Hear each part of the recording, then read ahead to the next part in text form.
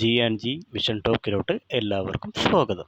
ഞങ്ങളുടെ വീഡിയോ ആദ്യമായിട്ടാണ് കാണുന്നതെങ്കിൽ ദയവായി ലൈക്ക് ചെയ്ത് സബ്സ്ക്രൈബ് ചെയ്യണേ.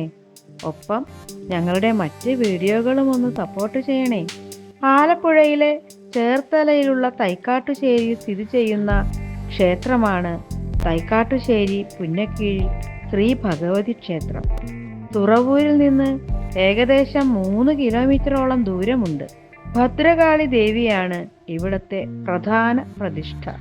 ആദിശക്തിയുടെ ശുഭകരവും കാരുണ്യപരവുമായ രൂപമായി കണക്കാക്കപ്പെടുന്ന ഭദ്രകാളിയുടെ തന്നെ ശാന്തസ്വരൂപമായ ബാലഭദ്രയുടെ രൂപത്തിലാണ് ദേവി ഈ ക്ഷേത്രത്തിൽ കുടികൊള്ളുന്നത് ഐതിഹ്യം. പുരാതന കാലത്ത് തൈക്കാട്ടുശ്ശേരിയിലെ നായർ കുടുംബങ്ങളിലെ നേതാക്കൾ പകരം 1 കൊടുങ്ങല്ലൂരിൽ പോയി ദേവിയെ ആരാധിക്കുന്ന പതിവുണ്ടായിരുന്നു. കൊടുങ്ങല്ലൂരിലേക്ക് പോകുന്ന എല്ലാവരും കോത ശിവപുരം ക്ഷേത്രത്തിൽ ഒത്തുകൂടി അവിടെ നിന്ന് വള്ളങ്ങളിൽ കയറും.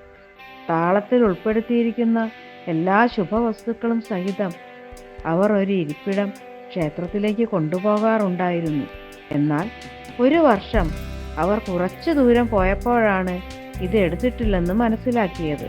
അവർ വള്ളം തിരികെ കൊണ്ടുവന്ന് പൂജകൾ ചെയ്യാനും ഇരിപ്പിടം പിടിക്കാനും പുന്നമരം നിൽക്കുന്ന വേദിയിലേക്ക് പോയി. പക്ഷേ മണ്ണിൽ കുടുങ്ങിയതിനാൽ പീഠമെടുക്കാൻ അവർക്ക് കഴിഞ്ഞില്ല. ഭക്തർ ഇരിപ്പിടമില്ലാതെ കൊടുങ്ങല്ലൂരിലേക്ക് പോയി. കൊടുങ്ങല്ലൂരിൽ ദേവിയെ ആരാധിച്ച ശേഷം അവർ ഉറങ്ങാൻ കിടന്നു. എന്നാൽ പീഠം കൊണ്ടുവരാത്തതിൽ ദുഃഖിതരായതിനാൽ അവർക്ക് ഉറക്കം വന്നില്ല. അപ്പോൾ ഒരു സുന്ദരിയായ സ്ത്രീ അവരെ സമീപിച്ചു. സംഭവിച്ചതിനെക്കുറിച്ച് വിഷമിക്കേണ്ടെന്ന് അവർ അവരോട് പറഞ്ഞു. കൊടുങ്ങല്ലൂർ ഭഗവതിയുടെ സാരാംശം അവർ ഇരിപ്പിടം സൂക്ഷിച്ചിരുന്ന പുന്നവൃക്ഷത്തിന് കീഴിലുണ്ടെന്ന് അവർ വെളിപ്പെടുത്തി. ദേവിയെ അവിടെ ആരാധിക്കാനും കൊടുങ്ങല്ലൂരിൽ അവർ നടത്തിയിരുന്ന താലപ്പൊലി അവിടെ നടത്താനും അവർ അവരോട് പറഞ്ഞു.